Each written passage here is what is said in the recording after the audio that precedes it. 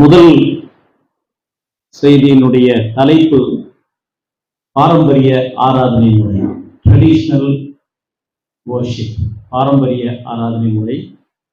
ஏற்கனவே கடந்த முறை போதகர் கருத்தரங்கிலே கலந்து கொண்டவர்களுக்கு பெரும்பாலான பல பகுதி கருத்துகள், சிந்தனைகள் ஏற்கனவே அது உங்களுக்கு பழக்கப்பட்டதாக இருக்கும். ஆனால் வேறு வகைகளில் அதை பார்க்கிறோம்.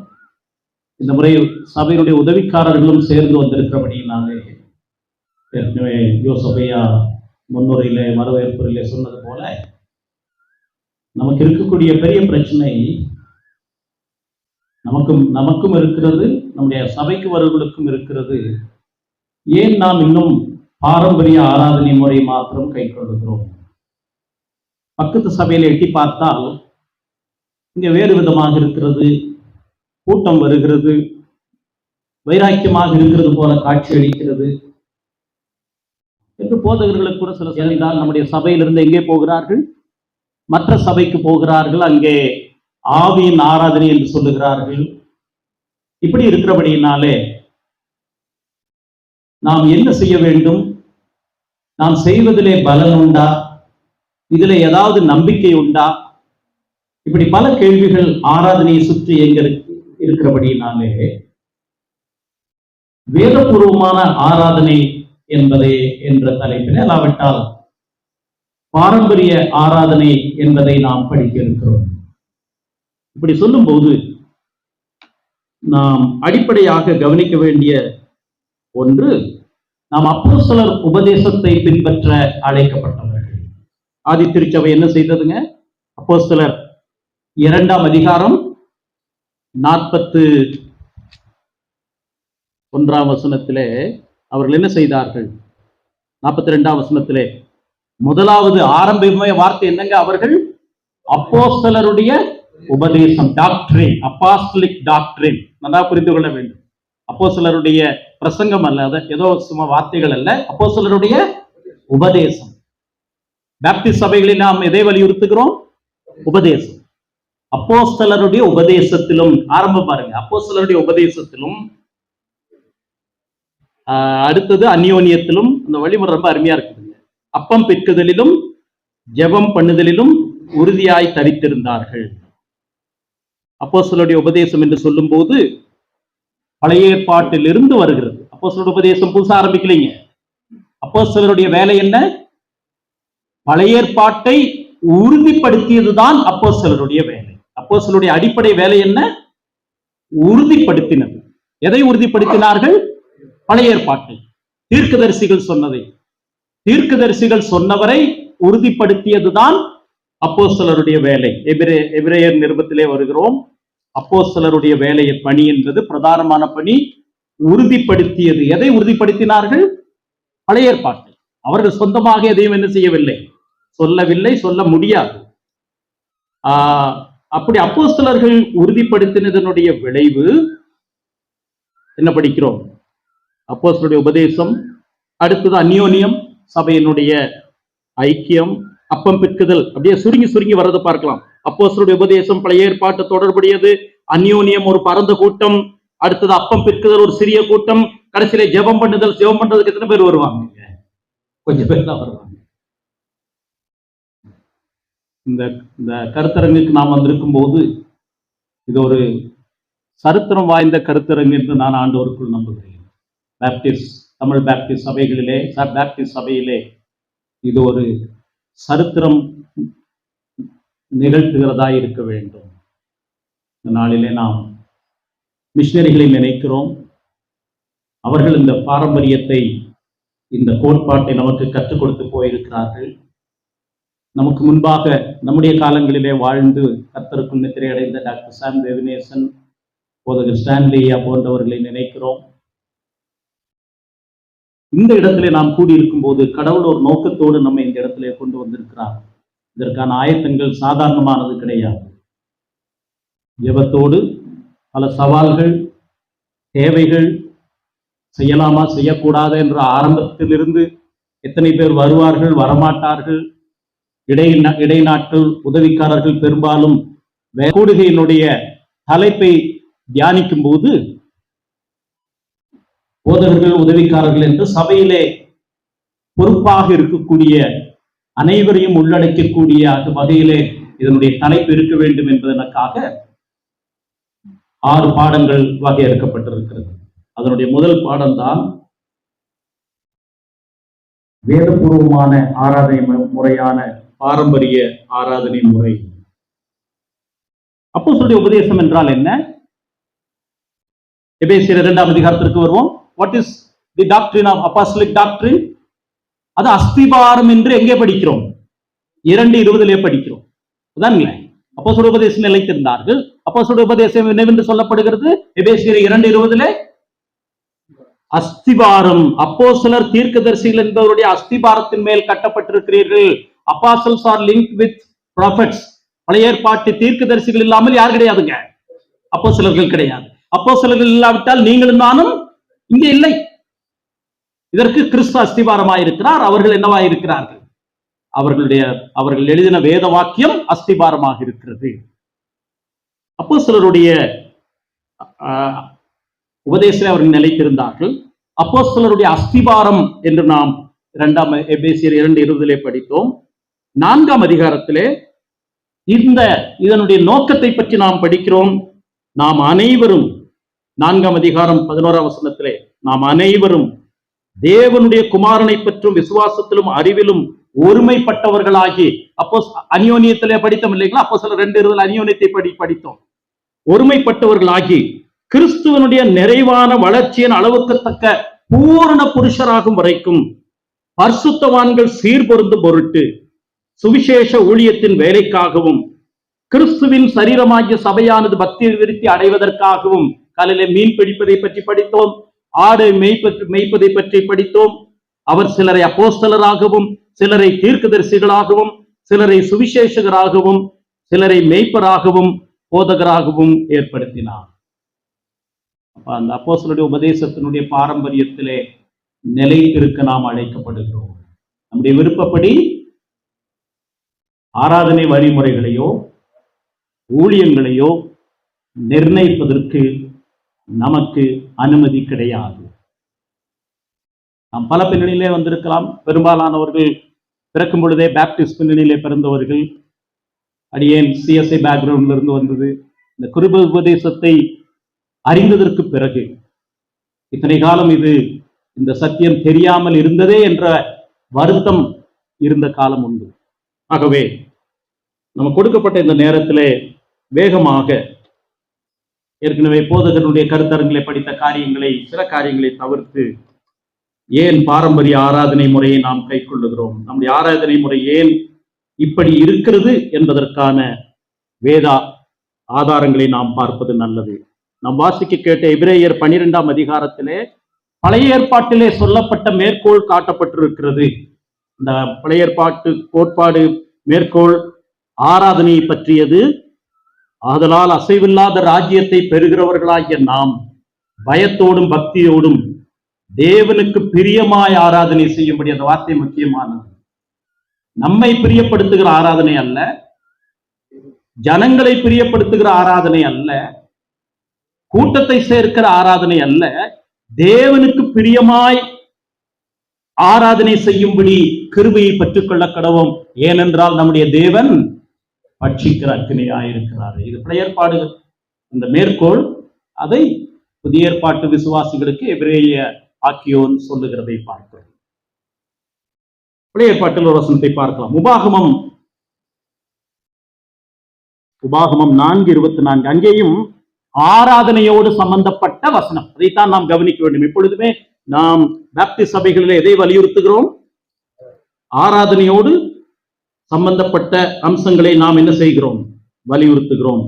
அப்படி படிக்கும்போது உன் தேவனாகிய கர்த்தர் எரிச்சல் உள்ள தேவன், அவர் பட்சிக்கிற அக்கினியாயிருக்கிறார். எதை பற்றி சொல்லுகிறார்? அதுக்கு முந்தின வசனத்தை பார்க்கிறோம். 23ஆம் வசனம், உபாகமம் 4:23.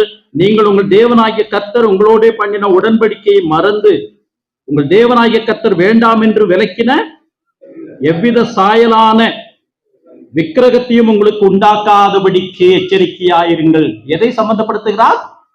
தவறான ஆராதனை முறையை. அதோடு சேர்த்து அடுத்த வசனம் என்ன சொல்லுகிறது?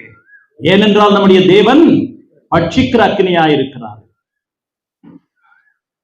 உபாகமம் 12 மறுபடியும் ஆராதனையோடு தொடர்புடைய கட்டளை, எச்சரிக்கை. உபாகமம் 12:32.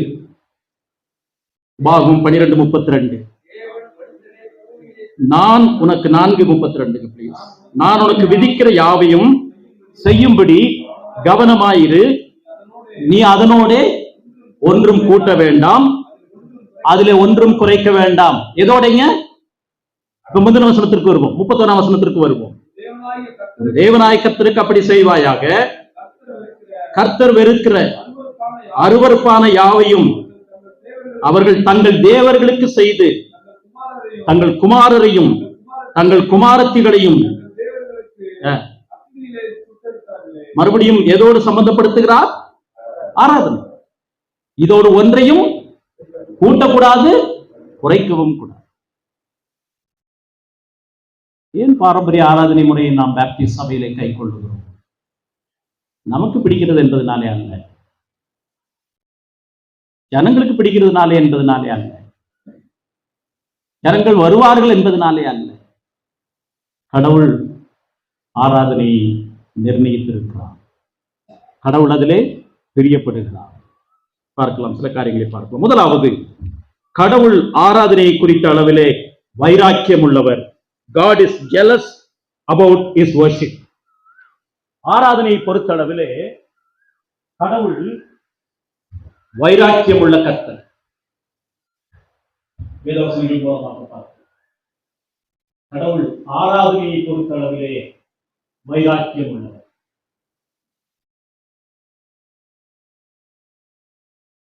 அவருடைய வைராக்கியம் நமக்கும் பொருந்தும். சில வசனங்களை படிக்கலாம், சில வசனங்களை குறித்து வைத்துக் கொள்ளலாம். எல்லாவற்றையும் பார்ப்பதற்கு நேரம் இல்லை. ஏற்கனவே நாம் பார்த்த உபாகமம் 4ஆம் அதிகாரம் 24ஆம் வசனத்தில் என்ன படிக்கிறோம்? தேவனாகிய கர்த்தர் பட்சிக்கிற அக்கினி, அவர்கள் எரிச்சல் உள்ள தேவன். 25ஆம் வசனம், நீங்கள் பிள்ளைகளும் பிள்ளைகளின் பிள்ளைகளையும் பெற்றாலும் இதை செய்யுங்கள். அடுத்த வசனத்தை பார்க்கலாம். இது உங்களுடைய சந்ததியோட அல்ல. உபாகம் 4:25, நீங்கள் பிள்ளைகளும் பிள்ளைகளின் பிள்ளைகளும் பெற்று தேசத்தில் வெகு நாள் இருந்த பின்பு சாயலான சுரூபத்தை ஆகிலும் விக்கிரகத்தையும் என்ன செய்யக்கூடாது? உண்டாக்கக்கூடாது. உங்கள் பிள்ளைகள், பிள்ளைகளுடைய பிள்ளைகள். ஏன் இது வரலாற்று சிறப்புமிக்க ஒரு கூடுகையாக இருக்க வேண்டும் என்று சொன்னால், நாம் இந்த மகத்துவமான உபதேசத்தை, அப்போஸ்தலருடைய உபதேசத்தினுடைய கோட்பாட்டை அடுத்த சந்ததிக்கு விட்டு போக வேண்டும். அதனாலதான் நாம் இந்த கூடுகையை நாம் முக்கியத்துவப்படுத்துகிறோம். எபிரேயர், சில வசனங்களை குறித்து வைத்துக் கொள்ளலாம், நேரம் இல்லை. 8ஆம் அதிகாரம் 5ஆம் வசனத்தை பார்க்கலாம். எபிரேயர் 8:5. எபிரேயர் 8:5 எபிரேயருக்கு எழுதுகிற நிருபத்திலே பவுல் சொல்லுகிறார், இவர்கள்னா யாருங்க? பழைய ஏற்பாட்டு ஆராதனை முறைகள், அதான் முக்கியம். மேற் சொல்லிய ஆராதனை முறைகள். இவர்கள் செய்யும் ஆராதனை, அதாவது பழைய ஏற்பாட்டிலே செய்யப்பட்ட ஆராதனை முறைகள் பரலோகத்தில் உள்ளவர்களின் சாயலுக்கும் நிழலுக்கும் ஒத்திருக்கிறது.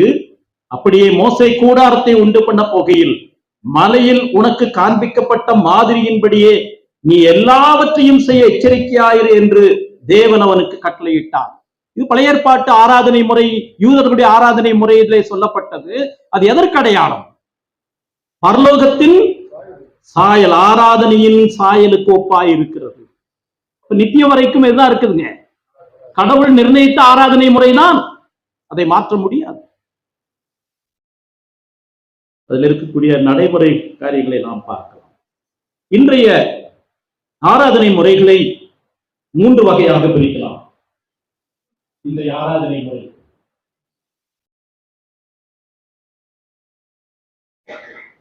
நிறைய சபைகள் நிறைய ஆராதனை முறையை வைத்திருக்கிறார்கள். ஆனால் அடிப்படையிலே இன்றைய ஆராதனை முறைகளை 3 வகையிலே பிரிக்கலாம். முதலாவது, பழைய ஏற்பாட்டு ஆராதனை முறை மட்டுமே. பழைய ஏற்பாடு ஆராதனை முறை மட்டுமே. பழைய ஏற்பாட்டு ஆராதனை முறை என்று சொன்னால் என்ன சொல்றாங்க? பழைய ஏற்பாட்டில் யார் இருந்தது? ஆசாரியர்கள். அப்ப அங்கி போட்டு நம்ம கிளிக் ஆகுதுங்களா? பாரம்பரிய சபைகள் எதுக்கு முக்கியத்துவம் கொடுக்குறாங்க? பழைய ஏற்பாட்டில் ஆசாரியர் என்ன போட்டாருங்க? அங்கி போட்டாரு. அதே போல மகா பரிசுத்த ஸ்தலம் என்று ஒன்று இருந்தது. அதுக்கு இணையானது என்னங்க? ஆல்டர், பலிபீடம். அப்ப அவங்க என்ன சொல்றாங்கன்னா, பழைய ஏற்பாட்டு ஆராதனை முறையைத்தான் நாம் என்ன செய்ய வேண்டும்? கையாள வேண்டும். அதுக்குரிய கூட்டங்கள் என்னங்க? பாரம்பரிய சபை. பாரம்பரியத்திற்கும் சடங்காச்சாரத்திற்கும் உள்ள வித்தியாசம் முக்கியம். Traditional worship is different from ritual. Tradition என்று சொன்னால், பாரம்பரியம் என்று சொன்னால், மரித்தவர்களின் ஜீவனுள்ள விசுவாசம் வந்து பாரம்பரியம். மரித்தவர்களின் ஜீவனுள்ள விசுவாசம்.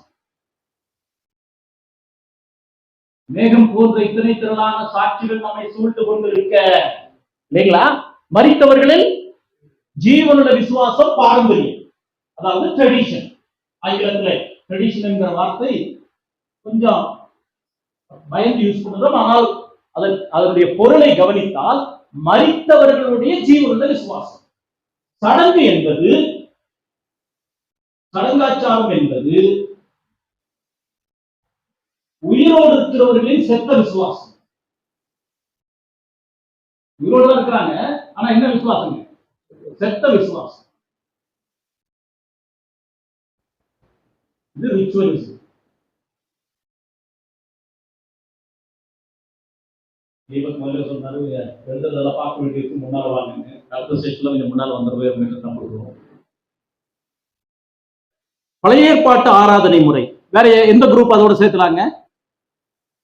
ஆங்கிலிக்கன் சபைகள் வேற, செவன்த் டே அட்வென்டிஸ்ட் அவர்கள் என்ன சொல்லுகிறார்கள்? எப்படி பழைய ஏற்பாட்டு தான் என்று எப்படி சொல்லுகிறார்கள் தெரியுங்களா? 7ஆம் நாள் தான் என்ன செய்ய வேண்டும்? ஓய்வு நாள் தான் என்ன செய்ய வேண்டும்? ஆராதனை நடத்த வேண்டும். நம்முடைய ஆராதனை ஓய்வு நாள் ஆராதனை அல்ல. நம்முடைய பள்ளி ஓய்வு நாள் பள்ளி கூட கிடையாதுங்க, ஞாயிறு பள்ளி. ஓய்வு நாள் பள்ளி ஆராதனை முடித்தவுடன் நடக்குன்னு அறிவிக்க வேண்டாம். அப்ப எப்ப போறோங்க? முந்தின நாளே வந்திருக்கணும். ஞாயிறு பள்ளி தான், சரிங்களா? Sunday school. பிள்ளைங்க புறப்பட்டு போறாங்க. எங்க போறீங்க? ஸ்கூலுக்கு. இன்னைக்கு என்ன ஸ்கூலு? Sunday school. அதான் அதனுடைய கான்செப்ட். இங்கிலாந்துல சண்டே ஸ்கூல் ஆரம்பித்தது. ஞாயிற்றுக்கிழமை ஆராதனைக்கு வருகிற பிள்ளைகளுக்கு, பெற்றோருடைய பிள்ளைகளுக்கு நடத்தப்படுவது கேட்டிகிசம். கேட்டிகிசம் என்று சொன்னால் ஞான உபதேசம், சரிங்களா? கேட்டிகிசம்ங்கிற வார்த்தை கேத்தலிக்கு கொண்டு போயிட்டதுனால நமக்கு அந்த வார்த்தையை கேட்டாவே அலர்ஜியா இருக்குங்க. மேரியினுடைய பேரே நமக்கு அலர்ஜிக்கு. ஏன்னா மேரியுடைய பேர் யார் கொண்டு போயிட்டாங்க? கேத்தலிக்ஸ் கொண்டு போயிட்டாங்க. மேரி யாருக்கு தான் சொந்தங்க? நமக்கு தான் சொந்தம். அகஸ்டின் என்ற பேர் யாரு தான் வைப்பாங்க அதிகமா? அகஸ்டின், ஜெரோமு, அம்ப்ரோஸ் எல்லாம் யார் அதிகமா வைப்பாங்க தெரியுங்களா? கேத்தலிக்ஸ். நமக்கு அந்த பேரை கேட்டாவே என்ன ஆயிடுச்சுங்க? அலர்ஜி. ஆனா யாருக்கு தான் அந்த பேர் உரிமைங்க? நமக்கு தான். அகஸ்டின்ங்கிற பேர் நம்ம பிள்ளைகளுக்கு யாருக்காவது வச்சிருக்கிறோமா? பையன்களுக்கு இல்லைங்க. மேரிங்கிற பேரை நம்ம மக்கள் வைக்கிறது இல்லை. ஏன்னா யாரு பிடிச்சிட்டு போயிட்டா? கேத்தலிக். அந்த கேட்டிகிசம் என்கிற வார்த்தை அருமையான வார்த்தை. ஞான உபதேசம், வயதுக்கேற்றபடி கற்றுக் கொடுப்பது. ஞாயிற்றுக்கிழமை ஆராதனைக்கு வருகிற பெற்றோருடைய பிள்ளைகளுக்கு கற்றுக் கொடுப்பது அல்ல சண்டே ஸ்கூல். அது ஞான உபதேசம், கேட்டிகிசம். அவனுக்கு ஆபிரகாம்னா யாருன்னு தெரியும், மோசேன்னா யாருன்னு தெரியும், வீட்டிலே சொல்லிக் கொடுக்கிறோம். அவர்களுக்கு வயதுக்கேற்றபடி கற்றுக் கொடுப்பது ஞான உபதேசம். ஆராதனைக்கு வராத பிள்ளைகளுக்கு அழைத்து வந்து அவர்களுக்கு கற்றுக் கொடுப்பதுதான் சண்டே ஸ்கூல். அப்ப பிள்ளைகள் எங்க போறீங்கன்னு கேட்பாங்க. எங்க போறோம்? ஸ்கூலுக்கு போறோம். என்ன ஸ்கூல் இது? Sunday school. அப்ப பழைய ஏற்பாட்டு ஆராதனை முறை என்பது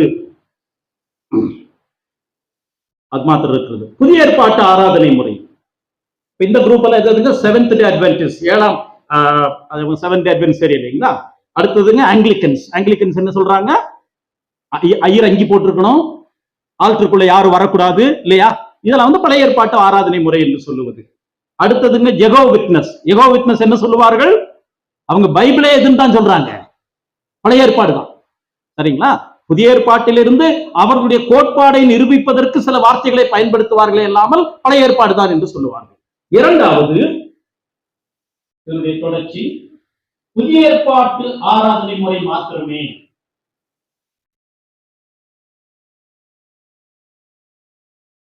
புதிய ஏற்பாட்டு ஆராதனை முறை என்று சொல்லும் போது அதுல யார் குரூப் எல்லாம் வராங்கன்னு சொன்னா, பழைய ஏற்பாடு நமக்கு வேண்டியதில்லை, நம்முடைய ஆராதனை முறை எதை சார்ந்ததாக இருக்க வேண்டும்? புதிய ஏற்பாடு. அதுல டிஸ்பென்சேஷனலிசம் என்று சொல்லுகிற, டிஸ்பென்சேஷன் சொன்னா கடவுள் யுகம் யுகமாக கிரியை செய்கிறார் என்று சொல்லுகிற யுகத்தினுடைய கோட்பாட்டை நம்புகிறவர்கள். யுக கோட்பாடு, பழைய ஏற்பாடு ஆராதனை முறை எதுவுமே நமக்கு வேண்டாம்.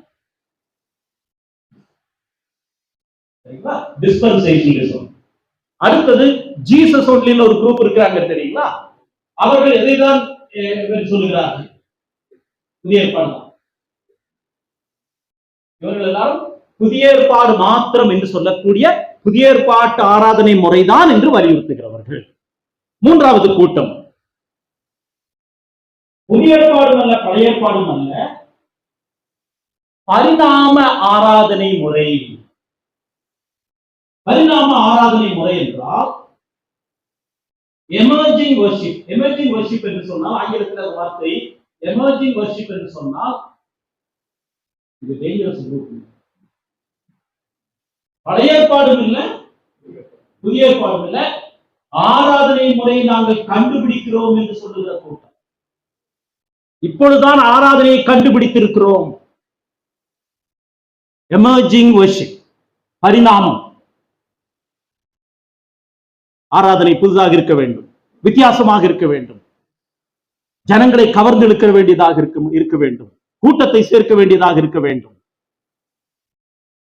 அதுக்கு முடிவே கிடையாதுங்க. அதான் பிரச்சனை. இன்றைக்கு இப்படி செய்ய வேண்டும், நாளைக்கு என்ன செய்யணுங்க? மறுபடியும் மாற வேண்டும் இல்லைங்களா? நாங்க குன்னூர் இருக்கிற சபைக்கு பிஏ சிஸ்டம் ரொம்ப பழசாயிடுச்சுன்னு புதுசா போட்டோம். அப்ப அதை செய்ய வந்தவர் ஒரு கிறிஸ்டியன். அவர் வந்தாலும் கேட்டாரு, மைக் செட் பண்ணும்போது உங்களுக்கு வேவ் வேணுமான்னு கேட்டாருங்க. தெரியுங்களா? வேவ்னு என்னங்க? பேசும்போது என்ன ஆகணும்? பக் பக் பக் பக்குன்னு போக இல்லைங்களா? இந்த மாதிரி வேணுமான்னு கேட்டாரு. எனக்கு இந்த வேவ்னா புரியலைங்க, உண்மையா புரியல. நான் அவர்கிட்ட கேட்டேன், என்னங்க மைக்குன்னு. புது மைக் ஏதோ இருக்கும் போது இருக்குன்னா வேவ் வர்ற மாதிரி மைக்குன்னு. அதான் இன்னைக்கு நடக்குதுங்க. ஆராதனையில் என்ன இருக்கணுங்க? வேவ் வரணும். நான் சொன்னேன், மைக் எதுக்குன்னா, எங்க வீட்டுல சொல்லிடுவாங்க உனக்கு மைக்கே வேண்டாம்னு சொல்லுவாங்க. நான் அந்த மாதிரி சத்தமா பேசுற கேஸ். இதுல மைக் என்னன்னா, பேசுவது ஜனங்களுக்கு என்ன செய்ய வேண்டும்? கேட்க வேண்டும், அவ்வளவுதான். ஆனா அதுல அந்த மைக் மூலமா என்ன வருதுங்க? வேவ் வருது, அலை வருது. இதுதான் எமர்ஜிங் வர்ஷிப், பரிணாம ஆராதனை முறை. டேஞ்சர் இல்லைங்களா? ஐயா சார், கபியா. பழைய ஏற்பாடு வேண்டாம், புதிய ஏற்பாடு வேண்டாம். வார வாரம் போதகர் என்ன சொல்லுகிறாரோ அதான் ஆராதனை. முந்தின நாள் டிவி பார்த்தாருன்னா அந்த டிவியினுடைய எதிரொலிப்பு அன்னைக்கு ஆராதனையில் அடுத்த நாள் இருக்குங்க. கவனிச்சிருக்கிறீங்களா? இல்லைங்களா? அதான் ஆராதனைங்க. இன்னொரு ஒரு சபை இருக்குது. துரதிருஷ்டவசமா சில பாரம்பரிய சபைகள் கூட அப்படி மாறிக்கொண்டு வருகிறது.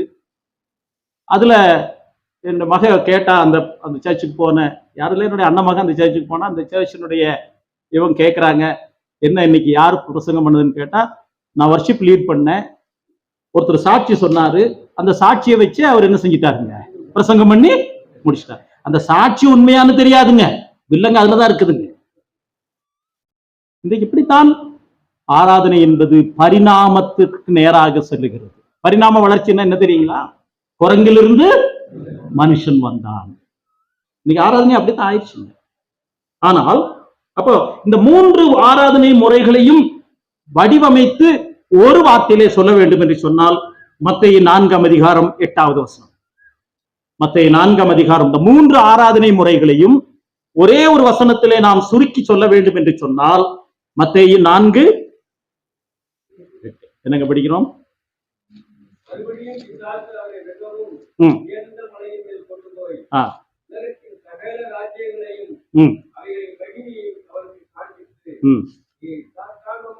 சாஷ்டாங்கமாய் விழுந்து என்னை பணிந்து கொண்டால், வெளியில பாரு, உள்ள வந்து ஆராதனை பண்ணு, உங்களுக்கு சொந்தமாகும். இதுதான் இன்றைக்கு ஆராதனை இல்லைங்களா? எது வேண்டும் என்று நினைக்கிறீர்களோ அத்தனையும் எதோடு சம்பந்தப்படுத்துகிறார்கள்? ஆராதனையோட. கார் வேணுமா? வந்து என்ன செய், கொஞ்ச நேரம் வர்ஷிப் பண்ணு, உனக்கு என்ன கிடைக்கும்? கார் கிடைக்கும். லேண்ட் வேணுமா?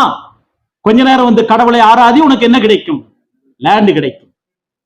சாத்தான் சொல்றான், ஆண்டவர் இடத்திலே சொல்றான், இங்க யாரும் கிடையாது, நம்ம 2 பேரும் மாத்திரம் இருக்கிற, யாருக்கும் இந்த ரகசியம் தெரியாது. மலைக்கு உயர்ந்த மலையில கொண்டு போயிட்டா ரொம்ப நேரம் என்னை பணிய வேண்டாம், சாஷ்டாங்கமா விழுந்து பணிந்து எழுந்து விட்டால் போதும், இவைகள் எல்லாவற்றையும் உமக்கு. ஏன் தெரியுங்களா அப்படி சொன்னா?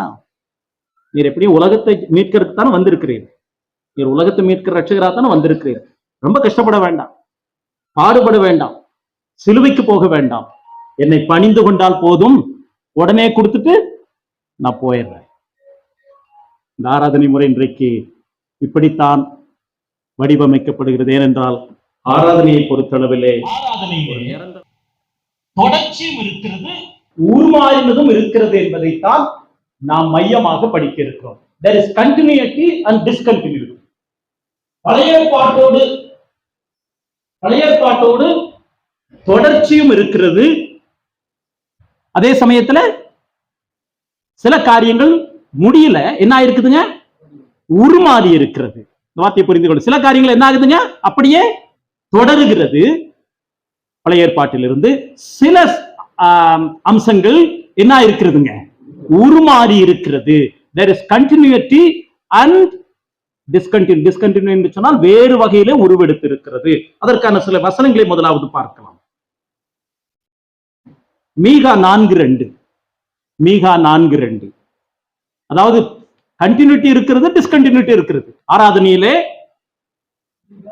4:2. திரளான ஜாதிகள், நன்றாக கவனிப்போம், யூத ஜாதி மாத்திரமல்ல, திரளான ஜாதிகள் புறப்பட்டு வந்து நாம் கர்த்தரின் ஆலயத்திற்கும் தேவனுடைய ஆலயத்திற்கும் போவோம், வாருங்கள், போதிப்பார்.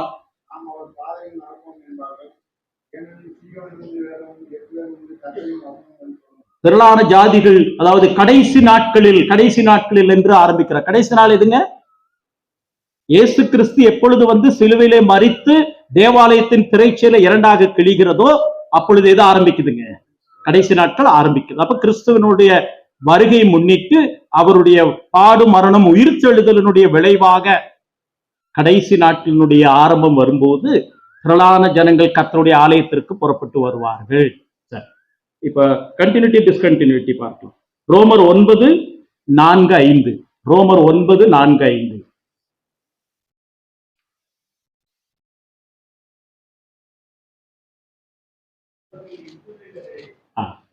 யாரை பத்தி சொல்றார்? யூதர்களை பத்தி சொல்றார். அவர்கள் இஸ்ரவேலரே,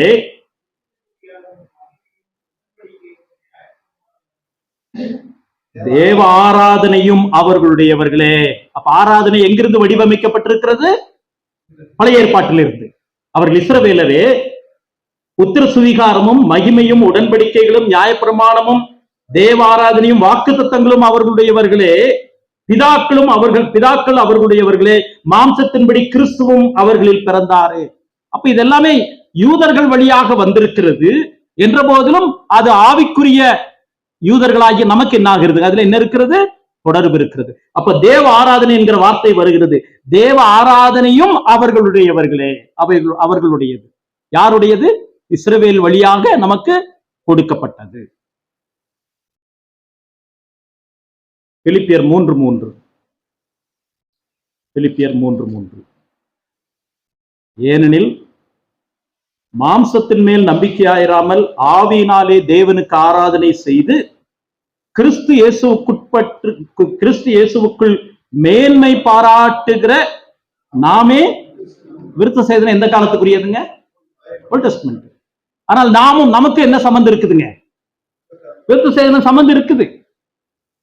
நாம் செவிகளிலும் இருதயங்களிலும் என்ன பெறுகிறோம்? விருத்த சேதனம் பெறுகிறோம். அந்த விருத்த சேதனம் எப்படி வருகிறது? ஆவியினாலே ஆராதனை செய்து. அப்ப விருத்த சேதனம் பழைய ஏற்பாட்டோடு தொடர்புடையது, நமக்கும் அது சொந்தமானது. அந்த ஆராதனை அதனுடைய வழிமுறையிலே காட்சி அளிக்கிறது. பழைய ஏற்பாட்டு எபிரேய மொழியிலே சாச்சா என்கிற வார்த்தையானாலும், புதிய ஏற்பாட்டிலே பிராஸ்கு என்று சொல்லக்கூடிய கிரேக்க வார்த்தையா இருந்தாலும், இரண்டும் ஆராதனையை பற்றி சொல்லுகிற வார்த்தை சாஷ்டாங்கமாய் விழுவதுதான் ஆராதனை. வேற எந்த மாற்று கருத்தும் மூல பாஷையிலே கிடையாது. பழைய ஏற்பாட்டு அந்த மூல பாஷையாகிய எபிரேய பாஷையிலே சாட்சா என்கிற வார்த்தை,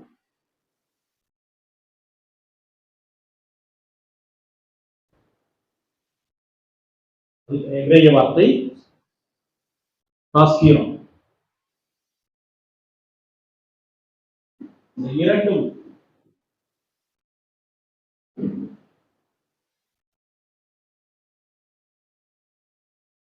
நெடுக விழுந்து பணிந்து கொள்ளுங்கள். கடவுளை ஆராதிக்க வேண்டும் என்று சொன்னால் அதான் முறை. சிருஷ்டிப்பிலிருந்து ஆராதனை இருந்திருக்கிறது, இடையில வந்தது கிடையாதுங்க. சிருஷ்டிப்பிலிருந்து ஆராதனை இருக்கிறது. யோபு 38:4 நமக்கு தெரியும். விடியற்காலத்து நட்சத்திரங்கள் என்ன செய்தார்கள்? தேவனை பாடினார்கள். வெளிப்படுத்தல் 4ஆம் அதிகாரம் சிருஷ்டிப்புக்காக கடவுளை ஆராதித்தது. வெளிப்படுத்தல் 5 புது சிருஷ்டிப்புக்காக கடவுளை ஆராதித்தது. வெளிப்படுத்தல் 4 சிருஷ்டிப்புக்காக கடவுளை ஆராதிக்கிற கூட்டம், வெளிப்படுத்தல் 5 புது சிருஷ்டிப்புக்காக கடவுளை ஆராதிக்கிற கூட்டம். அப்படி என்றால் ஆராதனையினுடைய அர்த்தம் என்ன? What is worship? ஆராதனை என்றால் என்ன? ஆராதனை ஆராதனை நல்லா சொல்லுவாரு. ஆராதனை ஆராதனை என்று இன்றைக்கு கடவுளை ஆராதிப்பதை விட்டுவிட்டு ஆராதனையை ஆராதிக்கிறார்கள். வர்ஷிப்பிங் தி வர்ஷிப். கடவுளை ஆராதிப்பதற்கு இடம் இல்லை, அதை பற்றிய சிந்தனை கிடையாது. ஆராதனையை ஆராதிக்கிறார்கள். ஆராதனையினுடைய மையம் மனிதனாக இருக்கிறார், மனிதனை ஆராதிக்கிறார். இப்ப ஆராதனை என்ற வார்த்தைக்கு விளக்கம் ஒழுக்க நெறியுடைய சிருஷ்டி கொடுக்கும் கணம், சிருஷ்டிகளுக்கு கொடுக்கும் கணம். ஒழுக்க நெறியுள்ள சிருஷ்டி. ஒழுக்க நெறியுள்ள சிருஷ்டி யார் யாருங்க? நான் மாத்திரம் இல்லை, தூதர்களும். தூதர்கள் பாவத்தில் என்ன செய்தார்கள்? விழுந்தார்கள். அவருடைய சிருஷ்டிப்பினுடைய வடிவமைப்பு வேற, பட் அவர்களும் பரிசுத்த தூதர்கள் என்று அழைக்கப்படுகிறார்கள், இல்லைங்களா? விழாத தூதர்கள் என்னவென்று அழைக்கப்படுகிறார்கள்?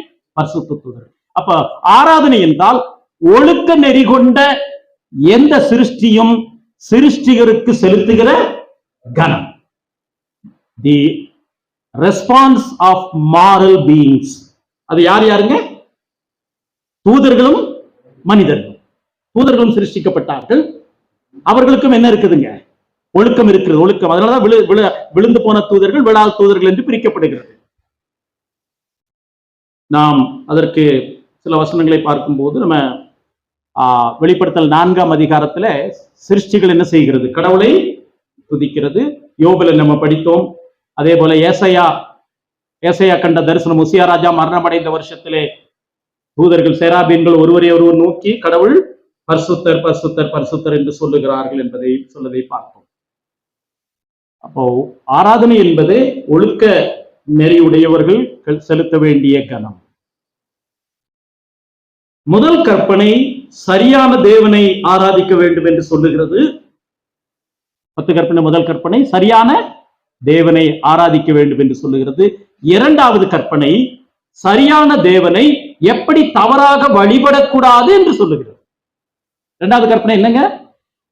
மேலே வானத்திலும் கீழே பூமியிலும் பூமியில் கீழ் தண்ணீரில் உள்ள ஒரு சொரூபத்தையாயிலும் உண்டாக்க வேண்டாம், நமஸ்கரிக்க வேண்டாம், சேவிக்க வேண்டாம். முதலாவது கற்பனை நானே கர்த்தர்.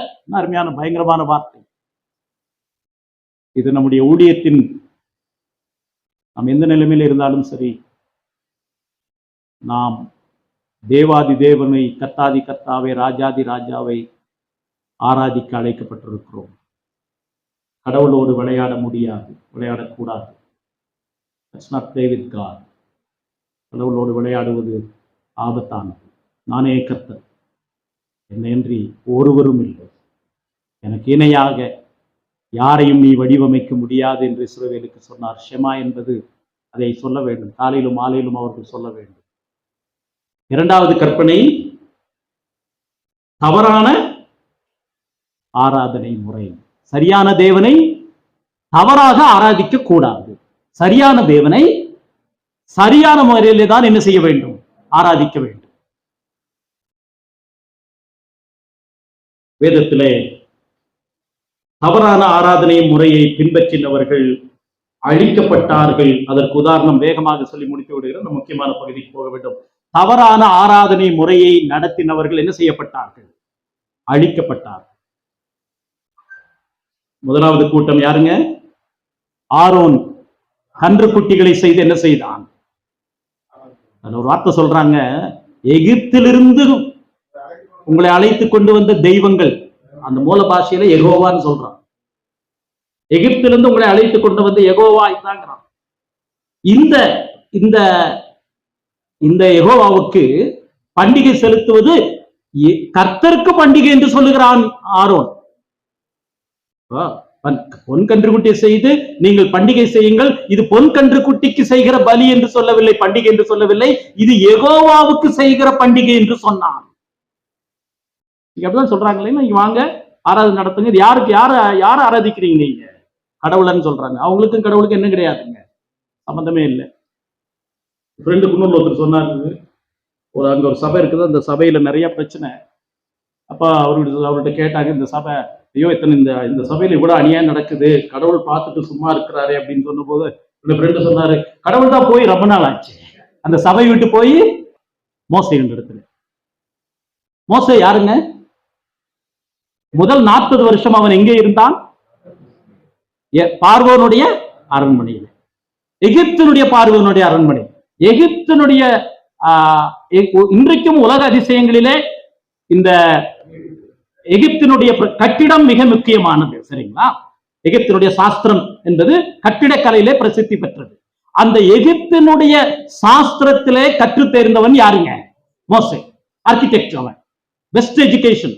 ஏன்னா ராஜாவுடைய பார்வோனுடைய வீட்டிலே இருக்கிறவனுக்கு பயங்கரமான முழுமையான கல்வி கிடைத்திருக்கும் ஆர்கிடெக்சர் இல்லைங்களா? இன்றைக்கும் எகிப்தினுடைய அந்த பிரமிடுகள் எல்லாம் உலக அதிசயத்திலே ஒன்று. அந்த பல்கலைக்கழகத்துல ஸ்தேவான் அதை சொல்லுகிறார், எகிப்தினுடைய சகல சாஸ்திரத்திலும் கற்று தேர்ந்தவன்.